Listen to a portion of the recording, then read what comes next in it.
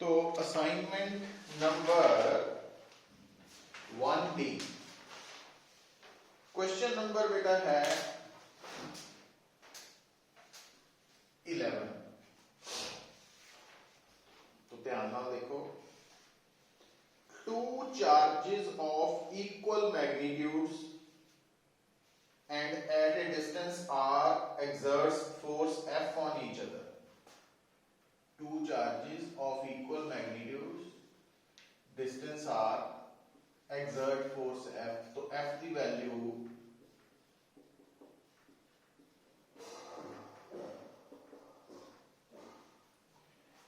if the charges are halved, मतलब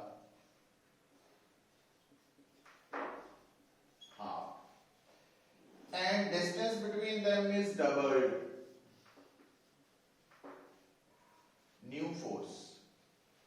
तो new force F dash according to Coulomb's law की होगी 1 by 4 pi epsilon naught q by 2 over 2 square.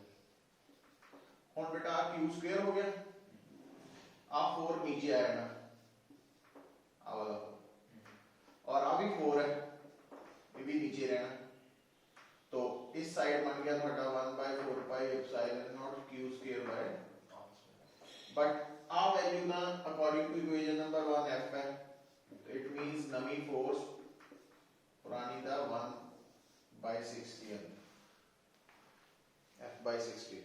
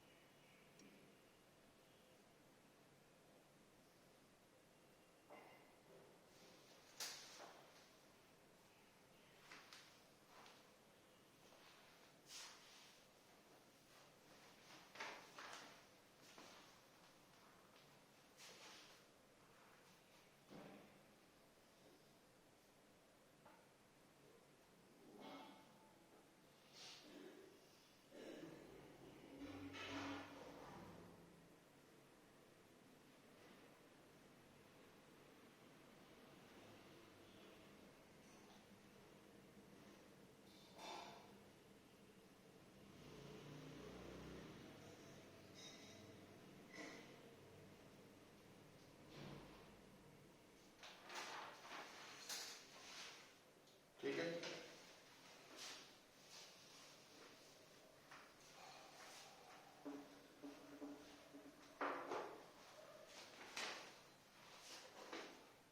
Question number 17 देखो,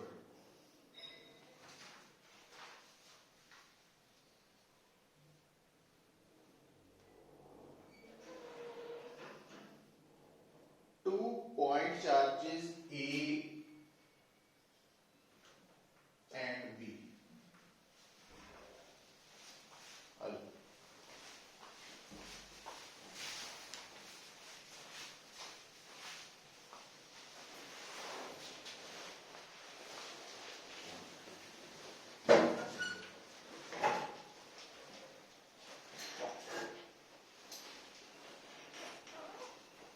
having charges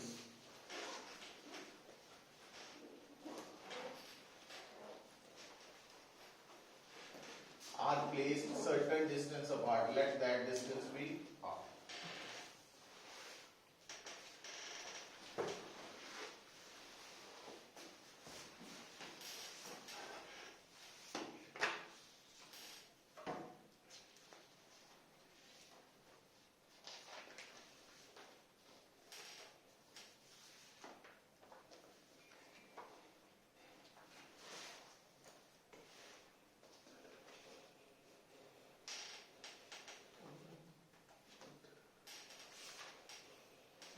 ਲਾਈਆਂ classes ਕੋਈ ਪਹਿਲਾਂ class school ਚ ਵੀ ਨਹੀਂ? ਸਕੂਲ ਸ਼ੁਰੂ ਨਹੀਂ ਹੋਇਆ। ਕਿਹੜਾ ਸਕੂਲ ਹੈ? ਸ਼ਿਵਜੋਤੀ। ਸ਼ਿਵਜੋਤੀ ਹੈ ਨਾ, ਤੇ ਕੁਝ ਵੀ ਨਹੀਂ ਪਤਾ ਤੈਨੂੰ?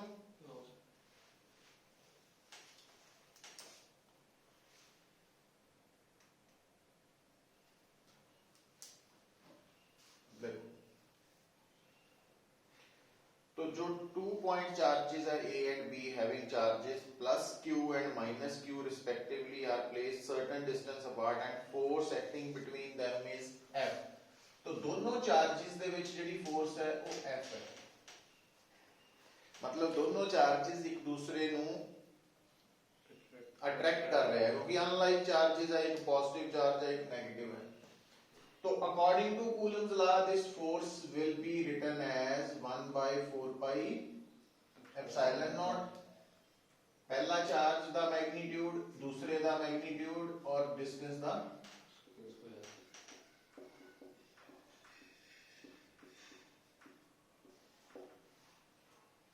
तो आ बन गई इक्वेशन नंबर 1। हुन स्टेटमेंट पढ़ो, if 25% charge of A,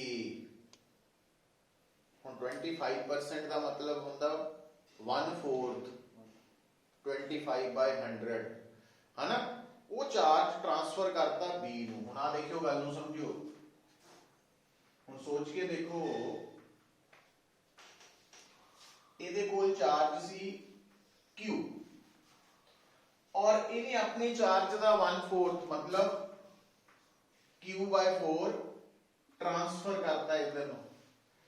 naturally है भी ਇਹਦਾ चार्ज ਹੁਣ Q नहीं रह जाएगा, कितना रह जाएगा Q minus Q/1। हाँ, तो ਇਹਦਾ मतलब ਇਹਦਾ चार्ज रह जाएगा 3Q/4। ठीक है, ਹੁਣ ਇਹ चार्ज ਕਿਹਦੇ ਕੋਲ ਗਿਆ? ਇਹ पॉजिटिव चार्ज है। ये पॉजिटिव चार्ज जो B को गया, B को ऑलरेडी पहला कितना चार्ज सी माइनस Q। हुन माइनस Q च जो प्लस Q/4 ऐड होएगा Q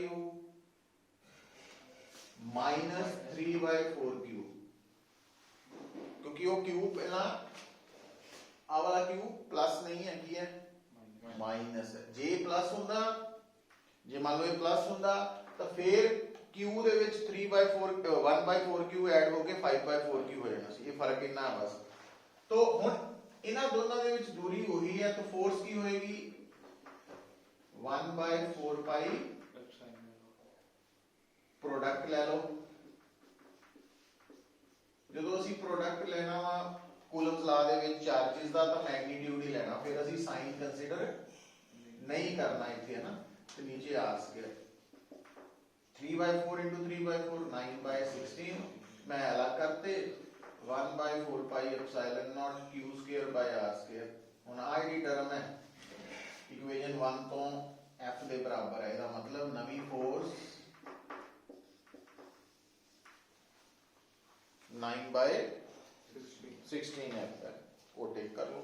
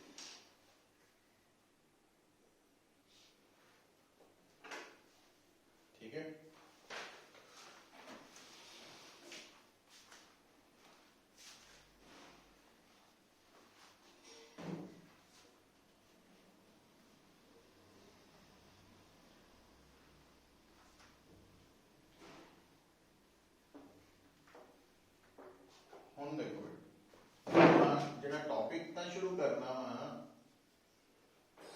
ਇਹ ਡੈਰੀਵੇਸ਼ਨ ਆ ਜਾਂਦੀ Coulomb's law in vector form.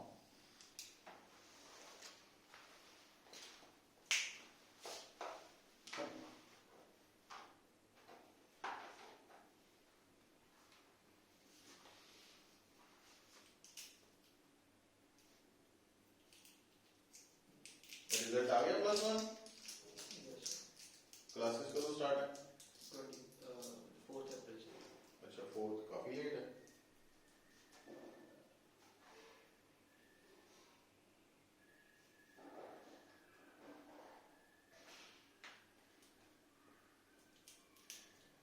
देखो बेटा,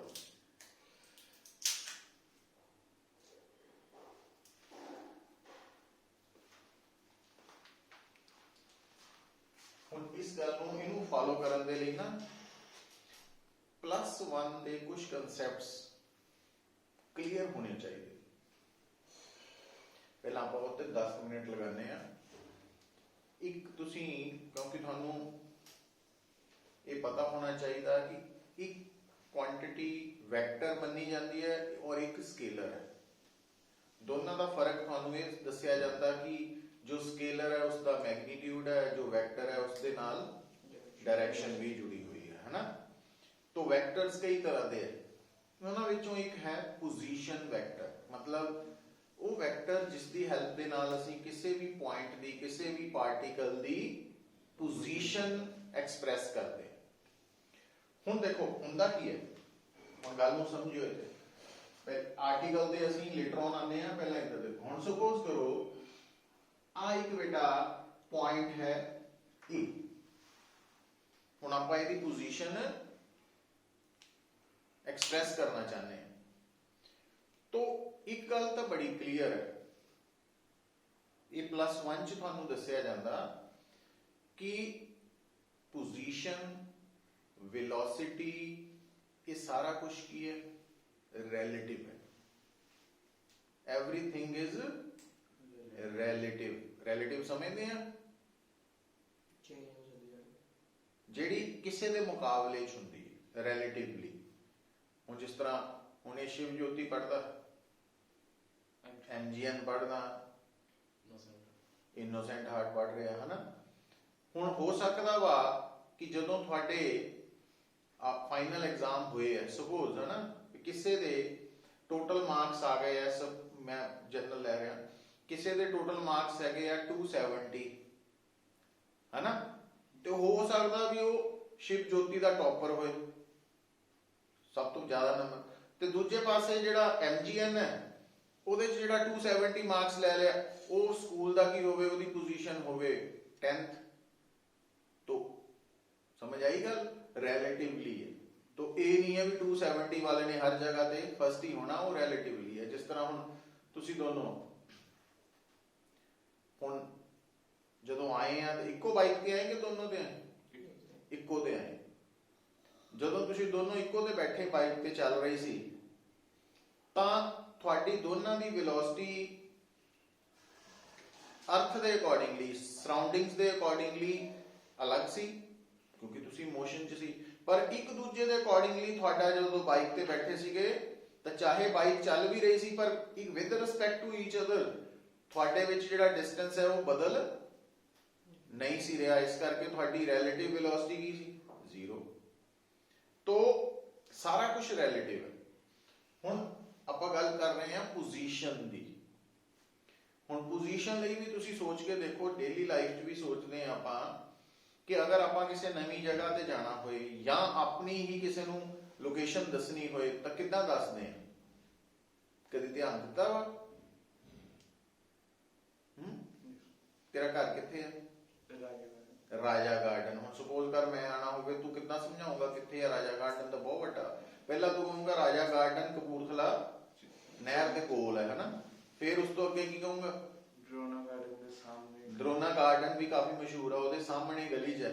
फिर की कहूंगा टी पॉइंट तो राइट। हाँ, टी पॉइंट तो राइट हो जाओ। मतलब ਜਦੋਂ ਤੁਸੀਂ ਆਪਣੀ ਲੋਕੇਸ਼ਨ ਦੱਸ ਰਹੇ ਆ ਨਾ ਇਦਾਂ ਕਿਸੇ ਨੂੰ, ਤਾਂ ਤਾਂ ਤੁਸੀਂ ਜਦੋਂ ਪਹਿਲੀ ਵਾਰ ਕਿਹਾ ਕਿ ਕਪੂਰਥਲਾ ਨਹਿਰ ਦੇ ਕੋਲ ਹੈ, तो पहला कपूरथला नहर की बन गई रेफरेंस पॉइंट, फिर दरोना गार्डन वो दोबारा रेफरेंस पॉइंट बनया, फिर टी पॉइंट बन गया। तो कहने का मतलब ये कि जो असी कहने हुण मान लो मैनू कोई ट्यूशन वाला पूछे भी कित्थे घर है, मैं कह देना गुरुद्वारा साहब के कोल है, हुण इहदा नाम है आसापूरन गुरुद्वारा, है ना। तो कहने का मतलब जो असी कोई भी या इधरों कहिए तो कई बेकरी के सामने गली है, तो रेफरेंस पॉइंट जरूरी होंदा।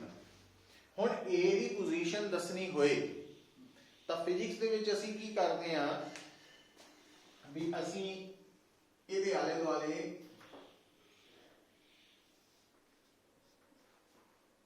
तीन म्यूचुअली परपेंडिकुलर लाइंस ड्रॉ करते हैं जिहड़ियां कि आपस च इंटरसेक्ट कर रही हैं। हुण आ जिहड़ी लाइन है ये बेसिकली इदां आ, ਹੁਣ ਇਦਾਂ ਕਿਉਂਕਿ ਡਰਾ ਨਹੀਂ ਹੋਣੀ ਨਾ ਕਾਪੀ ਤੇ ਹੋਣੀ ਨਾ ਬੋਰਡ ਤੇ, ਇਸ ਕਰਕੇ ਟਿਲਟਡ ਹੈ, ਪਰ ਇਹ ਲਾਈਨ ਪ੍ਰੈਕਟੀਕਲੀ ਇਦਾਂ ਆ ਰਹੀ ਜਿਸ ਤਰ੍ਹਾਂ ਕਮਰੇ ਦੇ ਵਿੱਚ ਉਹ ਕਾਰਨਰ ਜਿਹੜਾ ਵਾ ਉਹ ਆਇਆ ਹੈ ਨਾ, तो ਆ ਵਾਲੀ ਲਾਈਨ ਆ ਐਜ ਜਾ ਰਿਹਾ, ਆ ਵਾਲੀ ਲਾਈਨ ਉਹ ਵਾਲਾ ਐਜ ਹੈ, ਸੋ ਆ ਲਾਈਨ ਬੇਸਿਕਲੀ ਆ ਵਾਲਾ ਐਜ, तो इस तरह नाल समझना। तो ਹੁਣ आ जिहड़ा ए पॉइंट है इत्थे पाया वो बेसिक इत्थे का समझो, पर क्योंकि हुण इत्थे तक लिख नहीं सकते आपां इस करके इहनूं अंदर ले गए, तो ए पॉइंट इत्थे आ गया। हुण ए पॉइंट दी लोकेशन किद्दां दसदे आ आपां, तो इस पॉइंट नूं असीं ओरिजिन कह दिंदे हां। तो हुण जिस तरह मान लो इस कमरे दे हिसाब नाल इहनूं समझो डायग्राम नूं कि सपोज करो ए पॉइंट है आ, अगर आ ए पॉइंट है तो फिर असीं की देखते हैं वो जिहड़ा कॉर्नर है ओरिजिन, तो उत्थों अलोंग एक्स एक्सिस जिहड़ा ए पॉइंट अगर इत्थे है तो इस तरफ कितनी दूर है अलोंग एक्स एक्सिस दे पैर, तो आ जिहड़ी दूरी है इहनूं असीं कह देना एक्स कोआर्डिनेट। तो इधर नूं वाई एक्सिस है, तो इधर आ वाली दूरी वाई कोआर्डिनेट और आ दूरी, तो ए एक्स वाई जेड लिखने का मतलब है कि ए पॉइंट ओरिजिन तो along x axis x distance ते है, वाई तो ए दा सिग्निफिकेंस।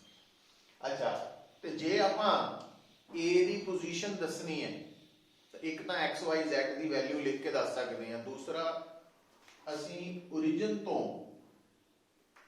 ए पॉइंट नूं वैक्टर नाल जोड़ना। तो आ जिहड़ा वेक्टर है अगर ये ए दी पोजीशन दस रहा तो इहनूं असीं पोजीशन वेक्टर बोलांगे और इहदा सिंबल असीं ज्यादातर आर वेक्टर लिख दिंदे हां। हुण इस पोजीशन वेक्टर ये पोजीशन वेक्टर किहदी पोजीशन दस रहा ए दी दस रहा।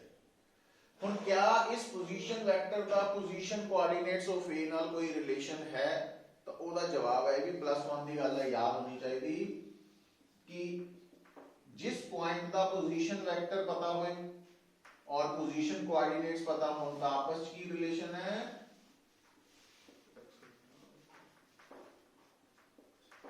एक्स कोऑर्डिनेट नु आई कैप ना मल्टीप्लाई करना, आई कैप यूनिट वेक्टर है, वाई कोऑर्डिनेट नु जे कैप नाल, जेड कोऑर्डिनेट नु और ऐड कर देना, तो वो आर वेक्टर बन जाना। सो ये है पोजीशन वेक्टर किहदा ए दा, ठीक है।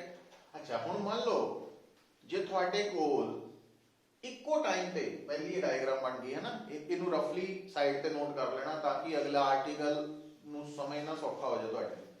दूसरा गल आ देखो, हुण सपोज करो मेरे सामने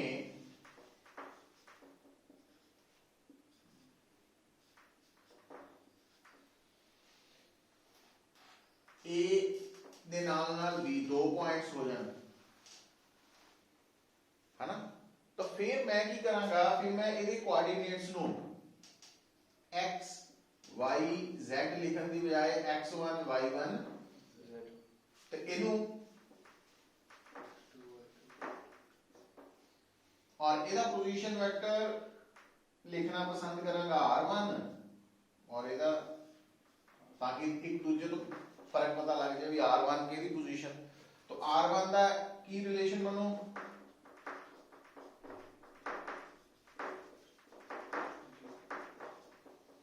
R2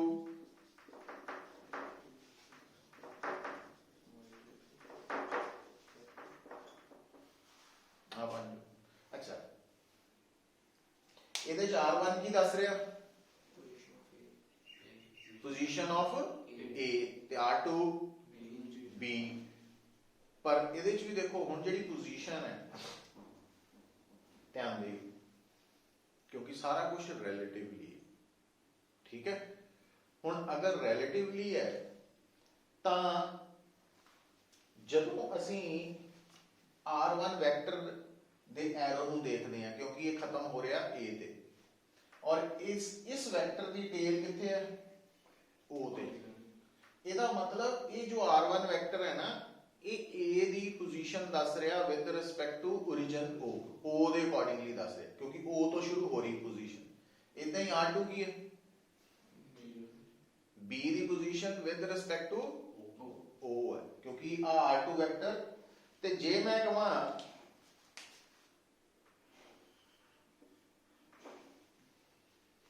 ਹੁਣ ਆ ਵੈਕਟਰ B ਦੀ ਪੋਜੀਸ਼ਨ ਦੱਸ ਰਿਹਾ, ਪਰ ਇਹਦੀ ਟੇਲ ਕਿੱਥੇ ਹੈ? ਤੇ ਇਹਦਾ ਮਤਲਬ ਆ ਕਿਹੜਾ ਵੈਕਟਰ ਹੈ? Position vector of B with respect to A। तो ਇਹਨੂੰ ਆਪਾਂ ਲਿਖ ਦਾਂਗੇ position vector of B। B ਮਤਲਬ 2 ਜਾਂ B ਵੀ ਲਿਖ ਸਕਦੇ ਹਾਂ, B ਵਿਦ ਰਿਸਪੈਕਟ ਟੂ, ਇਦਾਂ ਲਿਖਣਾ ਹੈ ਨਾ। ਅੱਛਾ ਤੇ ਜੇ ਇਧਰੋਂ ਸ਼ੁਰੂ ਕਰ ਦਈਏ ਇਦਾਂ,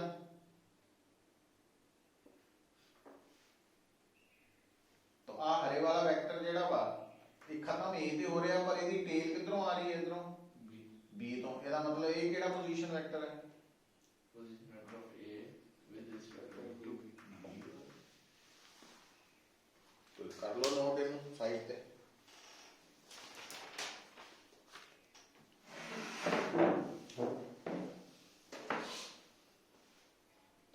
और नाल मेंशन कर लेना भी R का की मतलब है पोजीशन वेक्टर ऑफ A, वो पहली डायग्राम ताकि पढ़ते वक्त क्लैरिटी हो।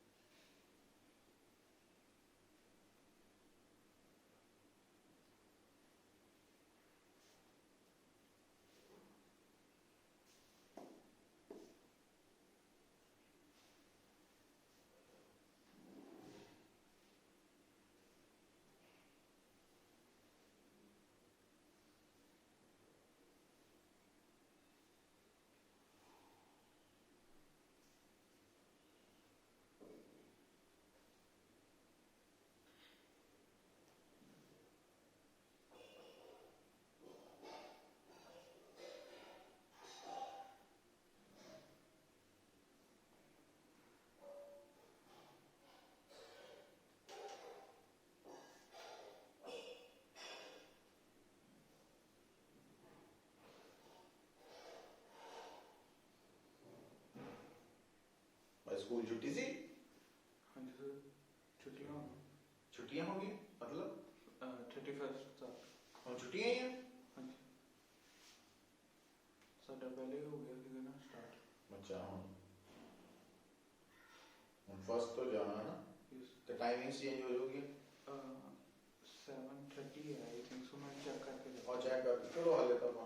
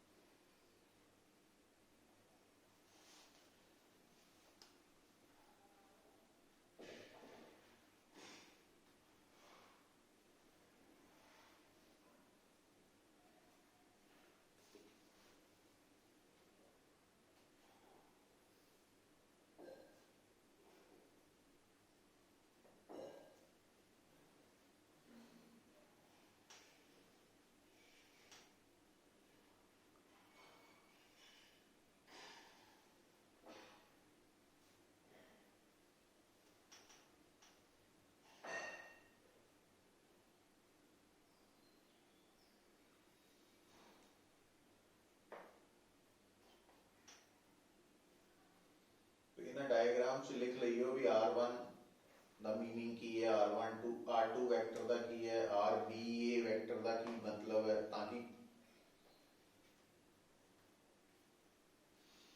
और ये Coulomb's law in vector form का पार्ट नहीं है, डायरेक्ट इनू पेपर च नहीं लिखना, जो पेपर च लिखना वो हुण डायग्राम बननी है, ये उस डायग्राम नू समझण लई इन्हां नू बनाया गया है ना, वो सिर्फ तुहाडे लई है।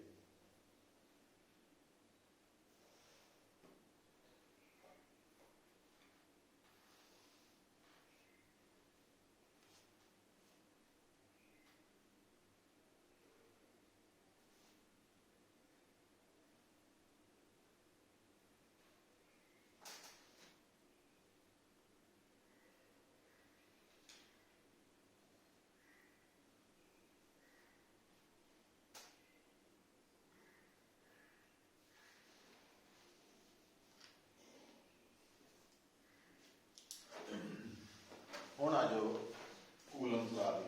ਹੁਣ ਕਿਉਂਕਿ ਆਪਾਂ ਨੂੰ ਇੰਨੀ ਗੱਲ ਸਮਝ ਹੈ ਕਿ ਦੋ ਤਰ੍ਹਾਂ ਦੇ ਚਾਰजेस, ਪੋਜ਼ਿਟਿਵ ਤੇ ਨੈਗੇਟਿਵ, ਤੇ ਜੇ ਦੋ ਚਾਰजेस ਪੋਜ਼ਿਟਿਵ ਹੀ ਹੈ ਤਾਂ ਉਹਨੂੰ ਲਾਈਕ ਕਹਿ ਦਿੰਦੇ ਆ, ਜੇ ਦੋਨੋਂ ਨੈਗੇਟਿਵ ਹੈ ਤਾਂ ਵੀ ਲਾਈਕ ਕਹਿ ਦਿੰਦੇ ਆ, ਤੇ ਜੇ ਇੱਕ ਪੋਜ਼ਿਟਿਵ ਇੱਕ ਨੈਗੇਟਿਵ ਹੈ ਤਾਂ ਅਨਲਾਈਕ ਕਹਿ ਦਿੰਦੇ ਆ। ਤੇ ਅਨਲਾਈਕ ਚਾਰजेस ਅਟਰੈਕਟ ਕਰਦੇ ਆ ਤੇ ਲਾਈਕ ਚਾਰजेस ਰਿਪੈਲ ਕਰਦੇ ਆ। और रिपेल करन दा मतलब एक दूजे ते फोर्स लगाते, धक्का मारते हैं दूर जाने लई, ते अट्रैक्शन दा मतलब फोर्स लगाते हैं कोल आने लई, नज़दीक आने लई। और ये जिहड़ी चार्जिस करके फोर्स लग रही है इनू असीं इलैक्ट्रिक फोर्स कहने हैं। हुण इस इलैक्ट्रिक फोर्स दे बारे असीं थोड़ा जिहा तां कल पढ़िया सी लास्ट लैक्चर च भी, परसों सॉरी। तो कूलम्स ला यही दस रहा कि ये जिहड़ी दो पॉइंट चार्जिस दे विच इलैक्ट्रिक फोर्स है इनू कैलकुलेट किद्दां करना, इहदा फार्मूला की है। तो वो जिहड़ा फार्मूला है उहदा मैग्नीट्यूड, क्योंकि फोर्स एक वैक्टर क्वांटिटी है, हर वैक्टर क्वांटिटी बारे तुहाडी इंफॉर्मेशन उदों कंप्लीट होनी है जदों उहदा मैग्नीट्यूड ते डायरैक्शन दोनों तुहानूं पता होणगे। तो असीं मैग्नीट्यूड कढना सिੱਖਿਆ सी, डायरैक्शन अज सिੱਖ रहे हैं नाल दसनी। तो जो इकट्ठे करके दसांगे मैग्नीट्यूड डायरैक्शन ऑफ फोर्स तो वो vector form of Coulomb's law बनेगी। हुण इहदे लई सब तो पहला सानू दो चार्जेस कंसीडर करने पैणगे,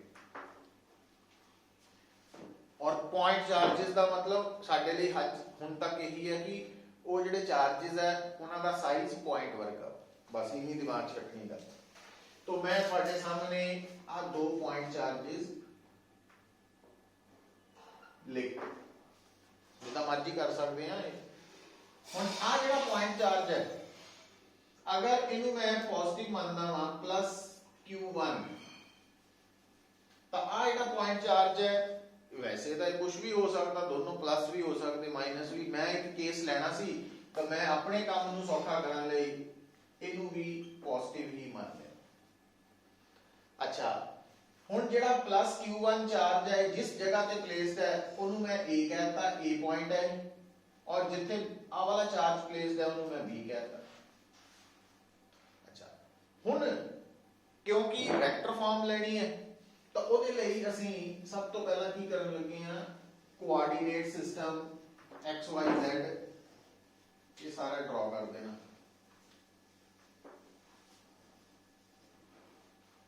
इन्हूं थोड़ा जिहा ऊपर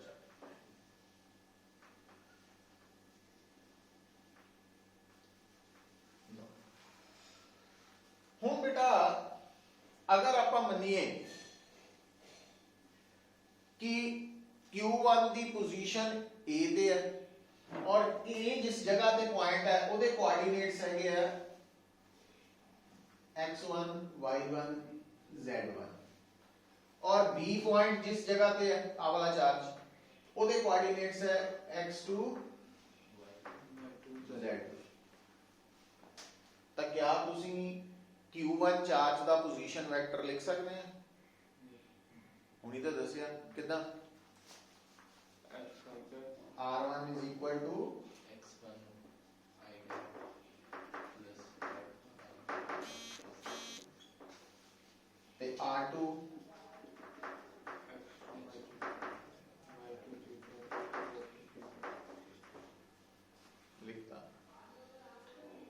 ये ड्रॉ कितना करना इतने डायग्राम च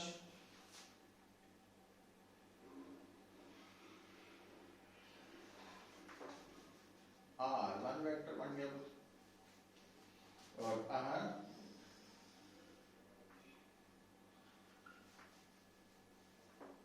R2 है ना। अच्छा हुण क्योंकि साडा बेसिक पर्पस की है कूलम्स लॉ का मतलब की है भी असीं ये दसना चाहते हैं कि ये दोनों पॉइंट चार्जेस एक दूजे ते फोर्स कितनी लगा रहे हैं फोर्स हुण ये अट्रैक्ट करेंगे कि रिपेल करेंगे क्यों लाइक चार्जेस हुण जिहड़ी फोर्स लगानी है ना एक पॉइंट चार्ज ने दूसरे पॉइंट चार्ज ते जिहड़ी फोर्स लगानी है उस फोर्स की डायरैक्शन दे लई तुसीं की करना वो जिहड़े दोनों पॉइंट चार्जेस है जिहड़े एक दूजे ते फोर्स लगा रहे उन्हां नूं स्ट्रेट लाइन नाल जोड़ लेना स्ट्रेट लाइन नाल जोड़ लेना और वो स्ट्रेट लाइन तुसीं दोनों पासे एक्सटेंड भी कर सकते हैं करती हुण Q1 दे ऊपर कोई फोर्स लग रही है कि नहीं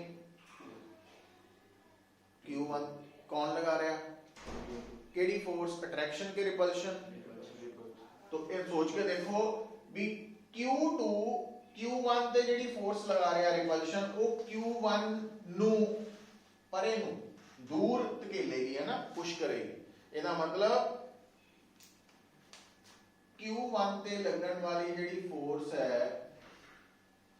ਉਹਦੀ डायरेक्शन इधर ਨੂੰ ਹੋਏਗੀ और इस फोर्स का नाम आप रख देने हैं ये फोर्स लग रही है किहदे ते 1 ते लग रही है लगा कौन रहा है ना। अच्छा ਇਹਦੇ ਤੇ भी कोई फोर्स लगू कौन लगा रहा है किधर नु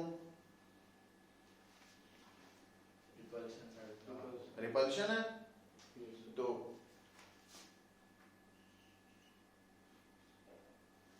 नाम आपको है ना। अच्छा एक तक डायग्राम वड्डी जी करके ड्रॉ कर लो पहला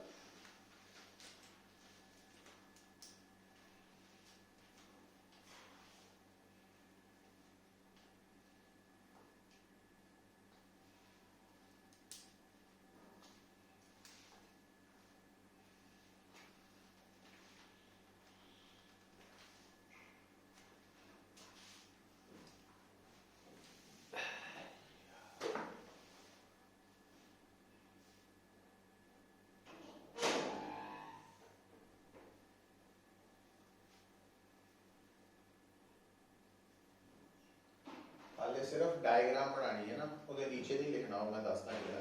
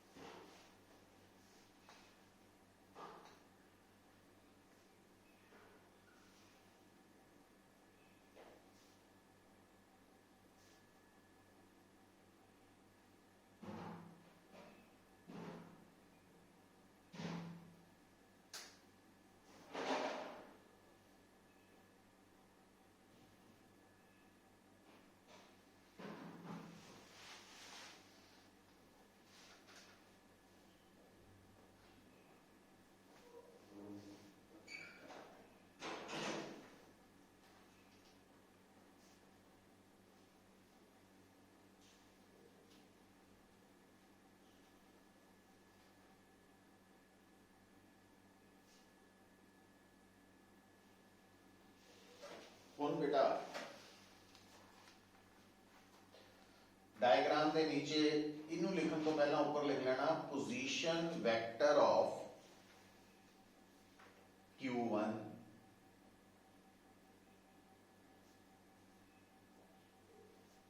with respect to O with respect to origin O फिर R1 की वैल्यू लिख देनी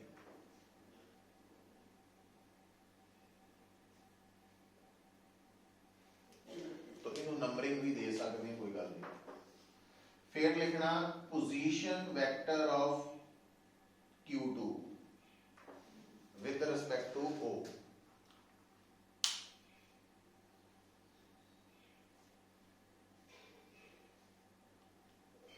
तो R2 की वैल्यू लिखते हैं।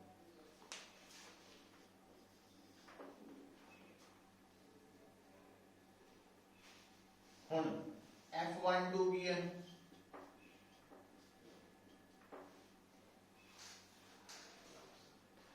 F12 लिख देना थे force experienced by Q1 due to Q2, ताकि तुहानू पता होए भी इहदा सिंबल्स दा मतलब की दस रहे सानू। F12 की लिखना force experienced by Q1 due to Q2, Q1 ते लगन वाली फोर्स Q2 करके।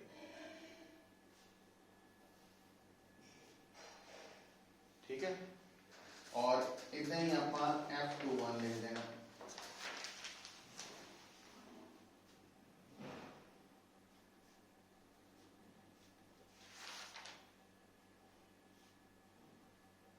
F21 की लिख लूंगे फिर force experienced by Q2 due to Q1, ये लिख लिया। अच्छा हुन बेटा ध्यान दियो, हुन इनू पकड़ लो चाहे इनू पकड़ लो, एक नू पकड़ लो। तो हुन आपां लिखन लगे आ electric force experienced by charge Q1 due to Q2। ਇਹਦੇ ਵੱਲ ਧਿਆਨ ਦੇਣ ਲੱਗੇ ਆਪਾਂ। ਹੁਣ ਚਾਹੇ Q1 ਦੀ ਗੱਲ ਕਰ ਲਓ ਚਾਹੇ Q2 ਦੀ ਕਰ ਲਓ, ਲੱਗਣ ਤਾਂ ਇਹਨਾਂ ਤੇ ਇਲੈਕਟ੍ਰਿਕ ਫੋਰਸ ਹੀ ਰਹੀ, और दो पॉइंट चार्जेस एक दूजे ते जिहड़ी इलैक्ट्रिक फोर्स लगाते हैं, उस इलैक्ट्रिक फोर्स नूं जे आपां दो पार्ट्स च वंडीए, एक मैग्नीट्यूड ते नाल डायरेक्शन, तां दो आ जिहड़ी फोर्स है आ वाली, इहदा मैग्नीट्यूड कूलम्स ला आपां जिहड़ा पिछला कीता सी ਉਹਦੇ ਵਿੱਚ ਸਿਰਫ ਮੈਗਨੀਟਿਊਡ ਕੱਢਣਾ ਸਿੱਖਿਆ ਸੀ। ਕੀ ਫਾਰਮੂਲਾ ਦੱਸਦਾ ਕਿ ਜੇ ਤੁਹਾਡੇ ਕੋਲ ਦੋ ਪੁਆਇੰਟ ਚਾਰजेस ਹੈ ਔਰ ਉਹਨਾਂ 'ਚ ਦੂਰੀ r ਹੈ, ਹੁਣ ਇੱਥੇ ਆਪਾਂ ਦੂਰੀ ਲਿਖੀ ਨਹੀਂ ਹੈ ਤਾਂ ਆ ਲਿਖਣ ਲੱਗਾ ਮੈਂ r, मतलब ਇਹ ਪੁਆਇੰਟ ਚਾਰजेस ਕਿੰਨੀ ਦੂਰ ਹੈ, r ਦੂਰ ਹੈ। ਤਾਂ ਇਹਨਾਂ 'ਚ ਇਲੈਕਟ੍ਰਿਕ ਫੋਰਸ ਦੀ ਵੈਲਿਊ ਕਿੱਦਾਂ ਲਿਖਾਂਗੇ, 1 ਬਾਈ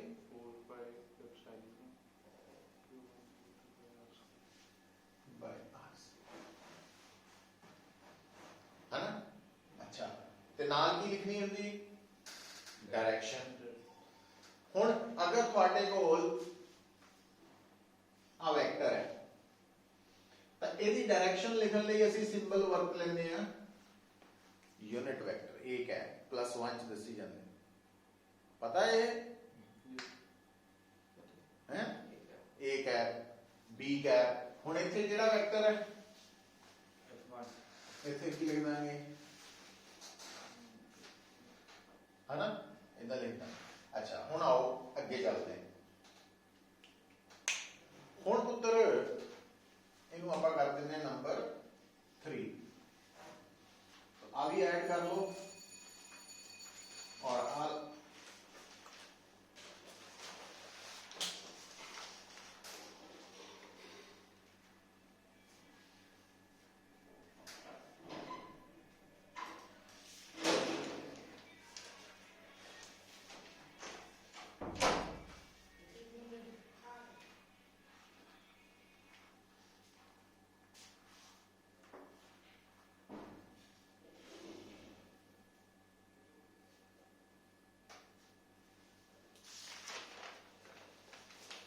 हुण बेटा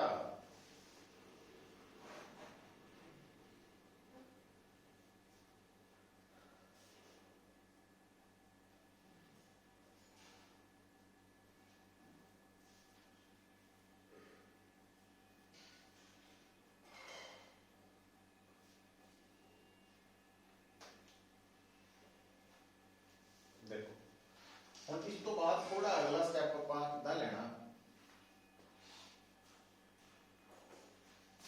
ਆ ਜੋ ਡਾਇਗਰਾਮ ਹੈ ਇਹਦੇ ਚ ਮੈਂ ਕੀ ਕਰਨ ਲੱਗਾ ਕਿਉਂਕਿ ਮੈਂ ਆ ਵਾਲੀ ਡਾਇਰੈਕਸ਼ਨ ਦੇ ਨਾਲ ਡੀਲ ਕਰ ਰਿਹਾ मतलब आ ਜਿਹੜਾ ਵੈਕਟਰ ਹੈ ਇਹਦੀ ਡਾਇਰੈਕਸ਼ਨ ਆ ਹੈ तो मैं की करन लगा इस डायग्राम दे विच आ जिहड़ी line C dotted line C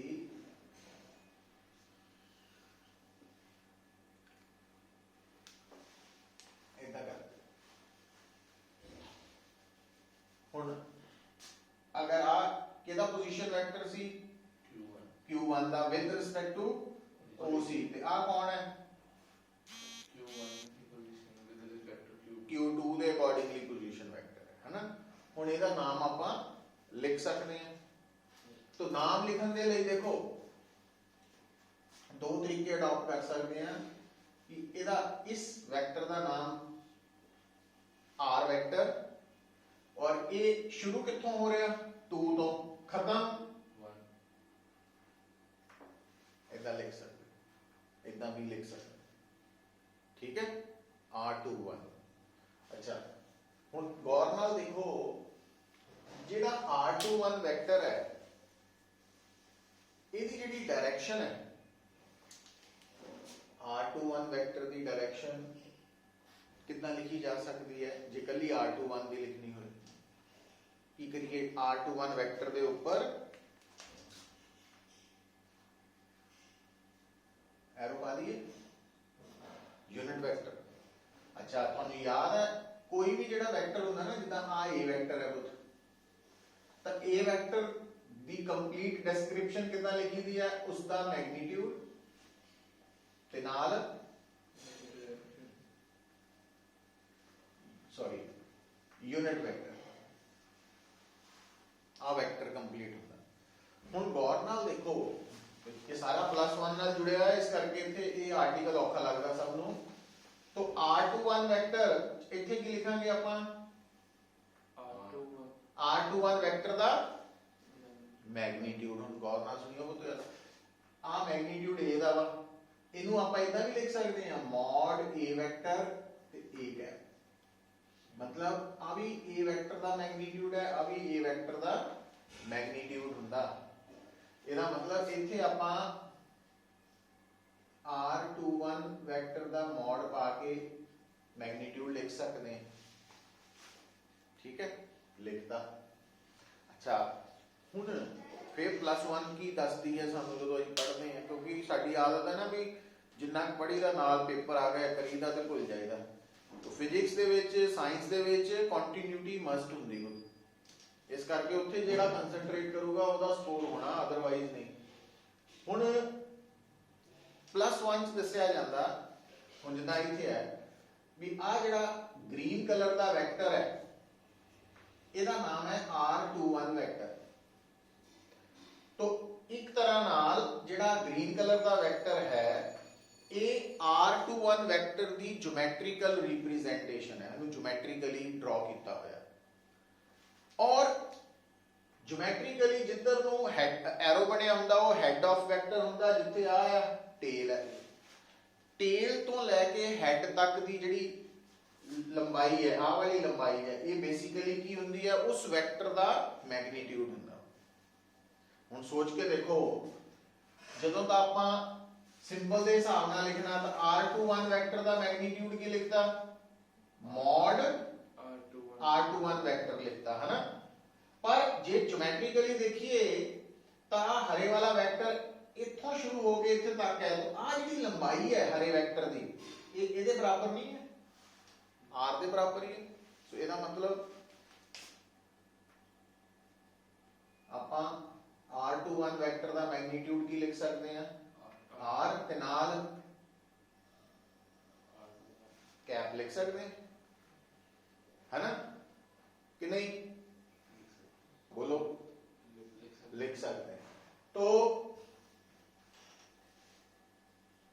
from diagram तो सानू की पता लग गया कि जेड़ा r21 वेक्टर है उसनू असी r21 मॉड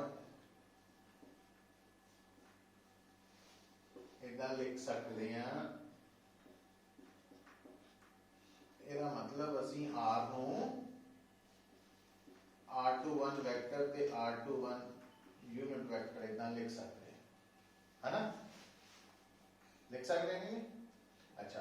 ਹਾਲੇ ਇਹਨੂੰ ਲੋਡ ਨਹੀਂ, ਆਪਾਂ ਇੱਥੇ ਰਹਿਣ ਦਿੰਦੇ, ਇਹਨੂੰ ਕਰਤਾ ਨੰਬਰ 4। ਦੇਖੋ ਇੱਥੇ ਤੱਕ ਹੋ ਜੂ।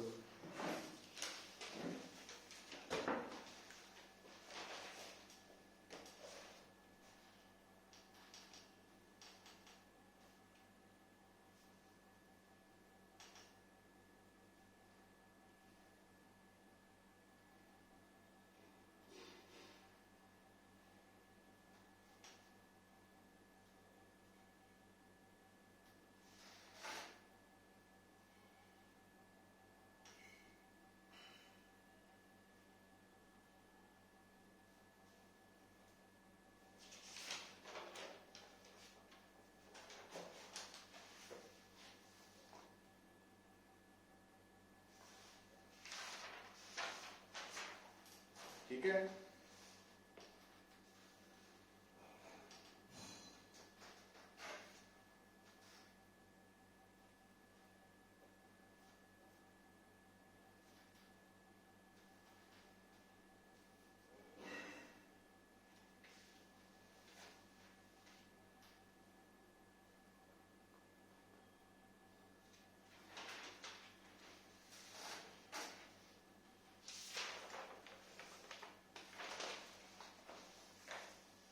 देखो फिर दोबारा डायग्राम वाल निगाह मारो, वो थानू हरा वेक्टर नजर आ रहा, वो F12 वाला लाल वेक्टर भी नजर आ रहा है, दोनों की डायरेक्शन सेम है, इको तरफ है कि अलग है? सेम है। ਇਹਦਾ मतलब ਕੀ ਹੋ ਗਿਆ, क्योंकि डायग्राम तो ਸਾਨੂੰ पता लग रहा कि इस वेक्टर की डायरेक्शन और इस वेक्टर की डायरेक्शन सेम है। हुण ਇਹਦੀ डायरेक्शन इत्थों पता लग रही है और ਇਹਦੀ डायरेक्शन इत्थों है, ਇਹਦਾ मतलब आ दोनों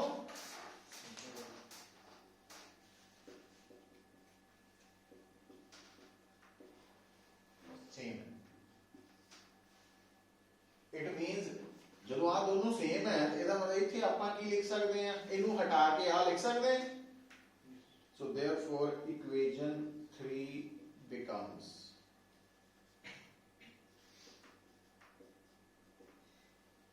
one by 4 pi epsilon naught q1 q2 over r square और ਇਹਦੀ जगह पे इधर लिख सकते है ना। हुण इधर देखियो आ जी इक्वेशन है, इत्थों तुसी r2 कैप की वैल्यू कढ सकते हैं, r2 कैप r2 वेक्टर ते नीचे r तो और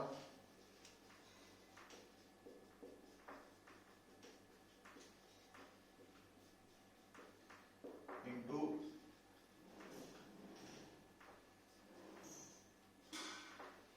ये कितना आया, यूजिंग इक्वेशन, किहड़ी इक्वेशन यूज करके, तो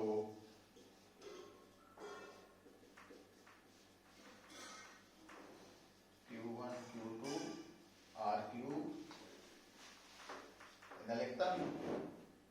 अच्छा हुण अगे चलिए, देखो इन्हू जिथे तक मर्जी ले जाओ, ये स्टेप्स जिहड़े आ ये तां ज्यादा मैं एक्सप्लेन कर रहा ताकि थानू क्लैरिटी हो जाए, है ना। हुण इधर आओ, इन्हू नोट करियो, आ कौन सी R21 वेक्टर दा मैग्नीट्यूड सी और आ भी मैग्नीट्यूड ही है। ਇਹਦਾ मतलब ਆਪਾਂ ਇੱਥੇ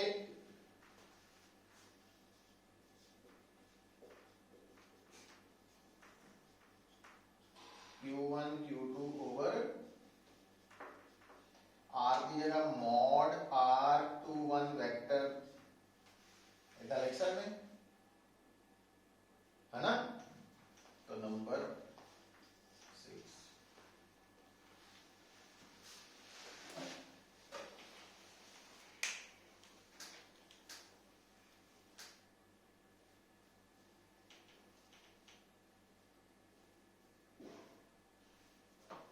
अब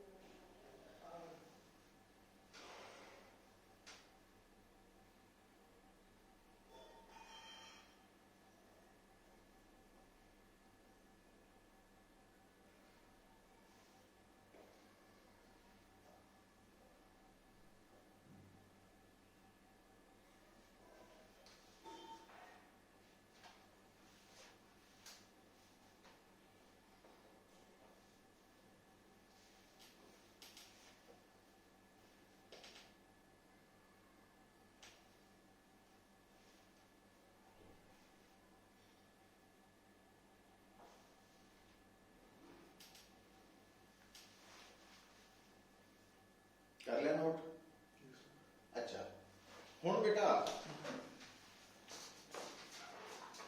देखो हुण फिर +1 ਦੇ ਵਿੱਚ ਇੱਕ ਤੁਸੀਂ ਟੌਪਿਕ ਪੜ੍ਹਦੇ ਆ ਵੈਕਟਰ ਐਡੀਸ਼ਨ और वैक्टर एडिशन च तुसी ट्रायंगल लॉ पैरेललोग्राम लॉ पढ़ते हैं हुण गौर नाल देखो ओ बी ई आ ट्रायंगल है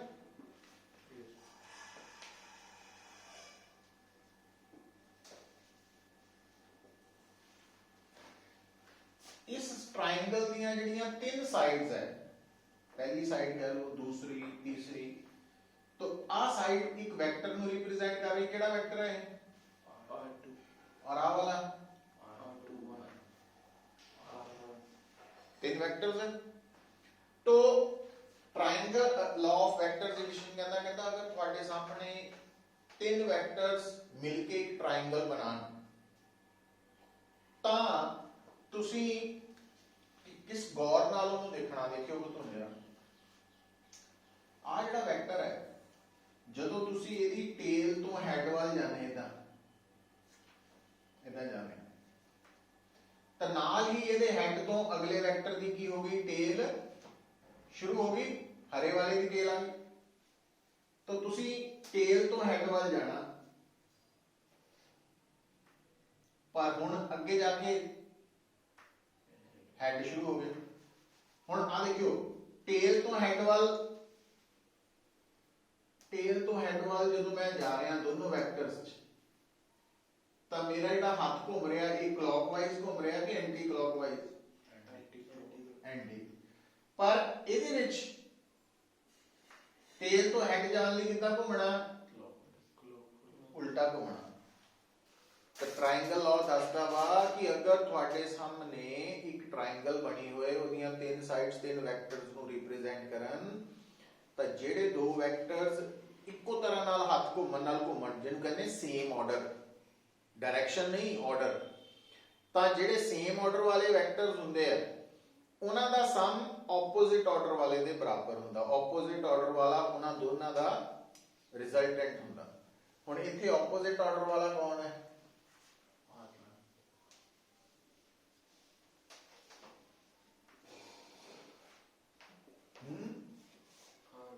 R1 ਤੇ ਸੇਮ ਆਰਡਰ ਵਾਲੇ R2 ਤੇ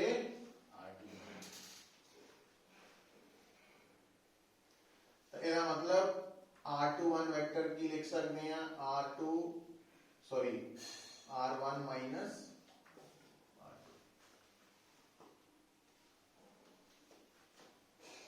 एंड इन्हों आप करती है नंबर 7 ते R21 वेक्टर का मॉड लिख सकते हैं मॉड R1 माइनस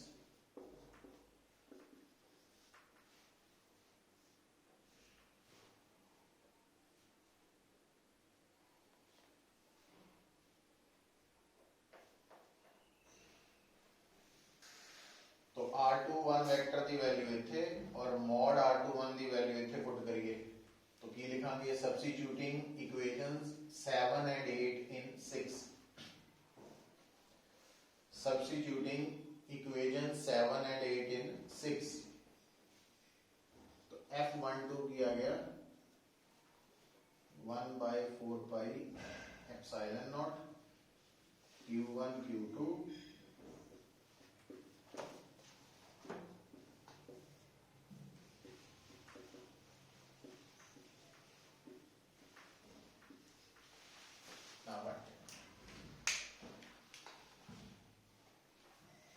इस तो बाद ਆਪਾਂ ਸਿਮਿਲਰਲੀ ਕਰਕੇ ਇਹ ਵੱਡੀ ਡੈਰੀਵੇਸ਼ਨ ਹੈ ਵੱਡੀ ਨਹੀਂ ਹੈ ਐਕਚੁਅਲੀ ਤੁਹਾਨੂੰ ਸਟੈਪਸ ਵਾਈਜ਼ ਸਮਝਾਉਣ ਕਰਕੇ ਬਹੁਤ ਲੈਂਥੀ ਹੋ ਗਈ पर समझ आई है तो सिमिलरली ये ਆਪਾਂ ਪੁੱਤ ਕਿਹਦੇ ਤੇ ਫੋਰਸ ਕੱਢੀ ਸੀ Q1 ਤੇ ਕਿਹਦੇ ਕਰਕੇ Q2 ਤੇ ਜੇ ਆਪਾਂ ਕੱਢਣੀ ਹੋਵੇ Q2 ਤੇ 1 ਕਰਕੇ ਤਾਂ ਅਸੀਂ ਕੀ ਕਰਨਾ ਆ ਜਿਹੜੀ ਇਕੁਏਸ਼ਨ ਪਹਿਲੀ ਕੱਢ ਚੁੱਕੇ ਹਾਂ बस ये जिदा होना देखो इतने 1 की जगह की आ गया 2 ते 2 की जगह इतने भी यही हेर फेर कर देना सिमिलरली करके R2 minus R1 ਇੱਥੇ ਵੀ ਕਰ ਸਕਦੇ ਸੀ, ਉਹ ਦੇਖੋ ਚੀਜ਼ ਰਹਿਣੀ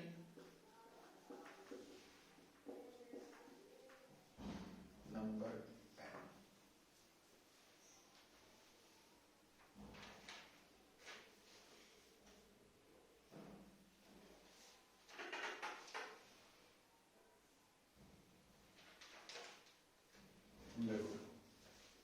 क्योंकि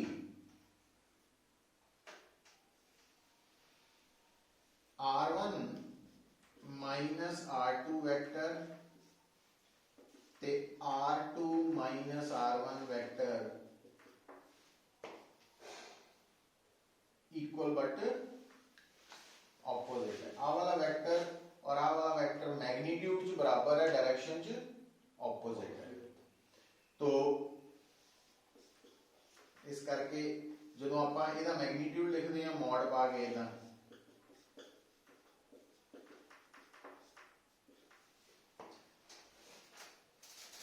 इसका मतलब कि आ गया कि आ वाली फोर्स और आ वाली फोर्स दोनों का मैग्नीट्यूड बराबर है, बस डायरेक्शन च फर्क है। और ये गल उस दिन भी आपां कीती सी थ्योरेटिकली कि एक चार्ज दूसरे चार्ज ते जिन्नी फोर्स लगांदा वा, पहला चार्ज दूसरे चार्ज ते जिन्नी फोर्स लगांदा वा, दूसरा चार्ज भी पहले चार्ज ते उन्नी ही फोर्स लगांदा वा, बस उसदी डायरेक्शन पहले नालों ऑपोजिट हुंदी है। आ गल है। और इस लॉ नूं असीं कहंदे आ न्यूटन्स थर्ड लॉ। तो थल्ले लिख देना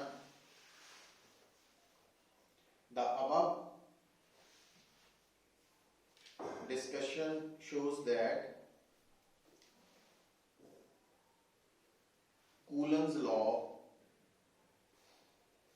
obeys Newton's third law of motion.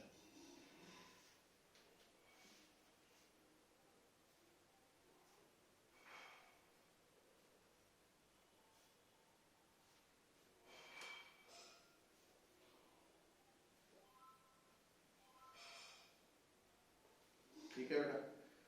हुण ये जिहड़ा डेरिवेशन है तुहानू पेपर च इतना भी आ सकती है कि डिराइव या explain Coulomb's law in vector form, ते या इतना भी आ सकती है कि शो करो कि Coulomb's law obeys Newton's third law of motion. दोनों हालतों में सेम डेरिवेशन करनी है ना। और क्योंकि ये डेरिवेशन इंपॉर्टेंट है, तुहानू दस्सिया सी कि जदों जदों असी अपने लैक्चर दे विच डेरिवेशन करनी है तो अगले दिन जो आज की है तो कल नूं जदों तुसी आना तो पहले 10-15 मिनट च इसे डेरिवेशन का शॉर्ट टेस्ट होना। मतलब ये डेरिवेशन आंदे ही लिख देनी है, पूछण की नहीं लोड़। ठीक है, उहदे नाल तुहाडी प्रैक्टिस होएगी, डरन की भी नहीं लोड़। ये भी हो सकता आपां किसी दिन भुल जाइए तो कोई गल नहीं, नकल नहीं मारन की लोड़। काका गल सुनो इत्थे, क्योंकि बेसिक फंडा यह है भी जे तां तुसीं अपने प्रति ईमानदार आ फिर ही राइज होना लाइफ है ना। किसी लिए नहीं पढ़ना, किसी लिए नहीं आपां मेहनत करनी, अपनी जिंदगी वधिया करन लई करनी है। जे तां ये एटीट्यूड लैके चलांगे आपां फिर तां कई बारी फेलुअर्स भी आणगियां। ये नहीं आपां भी हमेशा आपां काम, बट जे बंदे नूं अपनियां लिमिटेशंस प्लस पॉइंट्स पता वा तो उन्हें कभी भी जिंदगी फेल नहीं होना। ठीक है, इस करके इत्थे मेरे लिए टेस्ट का मतलब ये नहीं है कि नंबर लेने हैं, क्योंकि नंबर लैन नाल कोई वधिया इंप्रैशन नहीं आना ते ना घट नंबर नाल। ईमानदारी नाल आना मीनस जिन्ना मैनूं पता होए भी तुसीं कित्थे स्टैंड करदे हैं, ताकि तुहानूं मैं प्रॉपरली गाइड कर सकां, है ना। तो जे मान लो मैनूं तुसीं शो करदे जी नकल मार ली वो करके नंबर, फिर उहदे नाल तुहाडी इंप्रूवमेंट नहीं होनी। मैं तो इत्थे रहना, अगले साल भी रहना, पढ़ाई जाना, है ना। तो अपनी मीनस किसी ना कंपैरिजन नहीं करना। घर जाओ, आर्टिकल नूं याद करो, कल आंदे ही अपने आप लिख देना पहले 10 मिनट। ठीक है, जिथों भुल गए हैं कोई गल नहीं, पिछों देख लो, मैनूं दस दो भी मैं पिछों देखिया सी सर, दोबारा करता भी इथों मिस होया, कोई गल नहीं, भुलदा ही है सारिआं नूं। बट ट्राई जरूर करनी है, नठना नहीं है भी मेरे को नहीं हो रहा। तो जे नहीं हो रहा तो मेरे नाल डिस्कस करो भी उसका कोई होर सोल्यूशन है। तो क्या कारण ये है पुत्र, ये डेरिवेशंस भी कुछ आंदियां एग्जाम च, ठीक है। तो जे ਆਪਾਂ ਨਾਲ इस तरह जिद्दन डेरिवेशन आई अगले दिन कर लिया टेस्ट, तो ਉਹਦੇ ਨਾਲ ਤੁਹਾਨੂੰ ਈਜ਼ੀ ਰਹੇਗਾ ਵੀ ਇੱਕ ਵਾਰ ਕੀਤੀ ਹੋਈ। ਹੁਣ ਕੱਢੋ ਅਸਾਈਨਮੈਂਟ, ਆਪਾਂ ਨੂਮੈਰੀਕਲਸ ਕਰੀਏ ਇਹਦੇ ਤੋਂ। ਹੁਣ ਆ ਦੇਖੋ,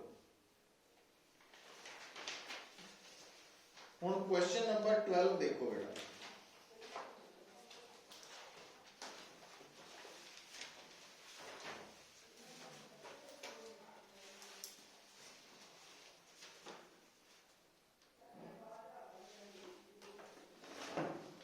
देखियो गौर नाल देखियो मेरा, ताकि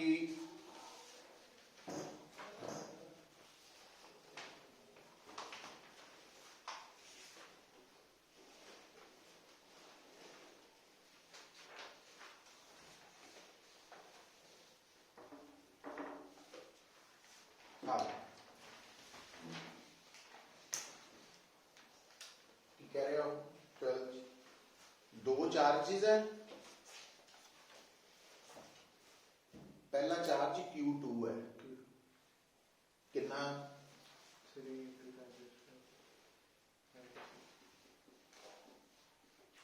तो दूसरा Q1 है।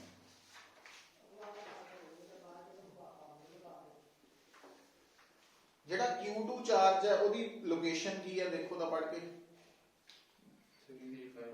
हाँ ਹੁਣ सोचो, ਹੁਣ ਆ ਜਿਹੜਾ फार्मूला है ना, ਇਹਦੇ ਵਿੱਚ R2 R1 R2 R1 ਆ ਲਿਖੇ ਹੈ, तो R2 Q2 ਦੀ ਪੋਜੀਸ਼ਨ ਹੈ। ਇਹਦਾ ਮਤਲਬ ਤੁਹਾਨੂੰ x2 ਦੀ ਵੈਲਿਊ ਕਿੰਨੀ ਦਿੱਤੀ ਹੈ, ਦੇਖੋ ਤਾਂ ਜਰਾ ਨੋਟ ਕਰਕੇ, x2 y2 z2 Q2 ਦੀ ਪੋਜੀਸ਼ਨ ਕਿੰਨੀ ਦਿੱਤੀ ਸੀ 351, ਤੇ x1 Q1 ਦੀ 1 ਆਇਆ। ਹੁਣ ਕਿਉਂਕਿ ਪਹਿਲੇ ਨੰਬਰ ਵਾਲਾ ਚਾਰਜ ਉਹ Q2 ਹੈ, ਉਹ ਪਹਿਲੇ ਨੰਬਰ ਵਾਲੀ ਪੋਜੀਸ਼ਨ Q2 ਵਾਲੀ ਬਣਨੀ ਹੈ, ਨਾ ਕਿ Q1 ਦੀ, है ना, ਉੱਥੇ ਗੜਬੜ ਹੋ ਜਾਣੀ। ਅੱਛਾ ਹੁਣ ਬੇਟਾ ਜਦੋਂ ਆਪਾਂ ਫੋਰਸ ਕੱਢਣੀ ਆ ਵਾਲੀ ਆ ਫਾਰਮੂਲਾ ਲਗਾਈਏ, दूसरे चार्ज पे लगने वाली फोर्स पहले करके की होया 1/4 पाई एप्सिलॉन नॉट, ਇਹਦੀ ਜਗ੍ਹਾ ਤੇ ਇਹ ਫਾਰਮੂਲਾ ਲਿਖ ਲਿਆ ਆਪਾਂ, ਆ ਲਿਖ ਲਿਆ। ਹੁਣ ਸੋਲਵ ਕਿੱਦਾਂ ਕਰਨਾ ਪੁੱਤ, ਇਹ ਹੈ 9 × 10⁻⁹ ਇਹਦੀ ਵੈਲਿਊ ਤੁਹਾਨੂੰ ਦੱਸੀ ਹੈ। Q1 ਦੀ ਵੈਲਿਊ ਹੈ, Q2 ਦੀ ਵੈਲਿਊ ਹੈ, ਇੱਥੇ ਤੱਕ ਤਾਂ ਗੱਲ ਬਣ ਗਈ। ਹੁਣ ਆਹ ਪੁਆਇੰਟਸ ਕੀ ਹੈ ਨਾ, ਹੁਣ ਇਹਦਾ ਮਤਲਬ ਇੱਥੇ ਤੱਕ ਆਉਣ ਲਈ, ਇਹਨੂੰ ਯੂਜ਼ ਕਰਨ ਲਈ R2 ਵੈਕਟਰ ਕੀ ਬਣੂ, ਇਹਦੇ ਹਿਸਾਬ ਨਾਲ 3i cap plus 1k cap, और R1 वेक्टर की बनो 2 पर सानू की चाहिए R2 माइनस R1 वेक्टर, तो ਇਹਦੇ ਵਿੱਚੋਂ ਆ ਮਾਈਨਸ ਕਰੀਏ, तो 3i कैप चो 1i कैप माइनस हुई 2i कैप, 5j तो 3j प्लस 2j कैप, 1 तो 2 गया माइनस, अब आ गया। हम ध्यान दियो, ये है ਇਹਦੀ ਵੈਲਿਊ। ਹੁਣ ਸਾਨੂੰ ਮੋਡ ਵੀ ਚਾਹੀਦਾ, ਮੋਡ ਫਿਰ +1 ਦੀ ਗੱਲ ਆਣੀ, ਆ ਵੈਕਟਰ ਹੈ, ਆ ਉਸਦਾ। ਹੁਣ ਜਦੋਂ ਤੁਹਾਨੂੰ ਕਿਸੇ ਵੀ ਵੈਕਟਰ ਦੀ value in terms of i cap j cap k cap ਲਿਖੀ ਹੋਏ, ਤਾਂ ਉਹਨੂੰ ਅਸੀਂ ਕਹਿੰਦੇ ਆ ਕਿ ਇਹ ਵੈਲਿਊ ਹੈ in terms of rectangular components. शायद याद हो, a vector is equal to ax i cap plus ay j cap plus az k cap, इधर लिखी हुई जिथे जिथे किसी वेक्टर की value i cap j cap k cap वाली टर्म्स आ गई, मेरा मतलब वो in terms of rectangular components है। तो तुसी ओदा मैग्नीट्यूड कितना कढना, अंडर रूट कर लेना, तो ਜਿਹੜਾ i ਕੈਪ ਦੇ ਨਾਲ ਵੈਲਿਊ ਲਿਖੀ ਹੈ ਉਹ ਹੁੰਦੀ ਹੈ x ਕੰਪੋਨੈਂਟ, ਉਹ ਵੈਲਿਊ ਲਿਖ ਕੇ ਉਹਦਾ ਸਕੁਅਰ ਕਰ ਦੇਣਾ, ਪਲੱਸ j ਕੈਪ ਦੇ ਨਾਲ ਜਿਹੜੀ ਵੈਲਿਊ ਹੁੰਦੀ ਹੈ ਉਹ y ਕੰਪੋਨੈਂਟ ਹੁੰਦਾ, ਤਾਂ ਉਹਦੀ ਵੈਲਿਊ ਲਿਖ ਕੇ ਸਕੁਅਰ ਕਰ ਦੇਣਾ। k ਕੈਪ ਦੇ ਨਾਲ ਜੋ ਵੈਲਿਊ ਹੁੰਦੀ ਹੈ, ਤਾਂ ਇੱਥੇ k ਕੈਪ ਦੇ ਨਾਲ ਵੈਲਿਊ -1 ਹੈ, 4 4 8 9 √9। ਸੋ ਇਹਦਾ ਮਤਲਬ ਆ ਵੈਲਿਊ ਜਿਹੜੀ ਹੈ ਉਹ ਤਾਂ ਹੈ,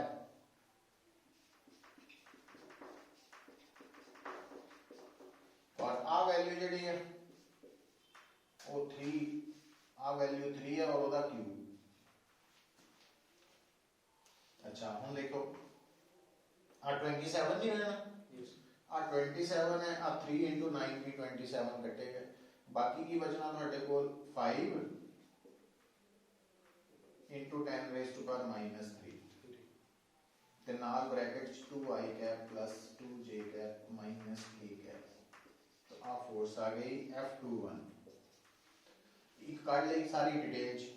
सिमिलरली F12 नहीं कटनी, फिर की करना, क्योंकि सानू पता F12 F21 नालों इक्वल बट तो आ जितनी वैल्यू है ਉਹਦੇ ਨਾਲ ਅੱਗੇ 네ਗੇਟਿਵ ਲੈ ਦੇਣਾ। ਚਲੋ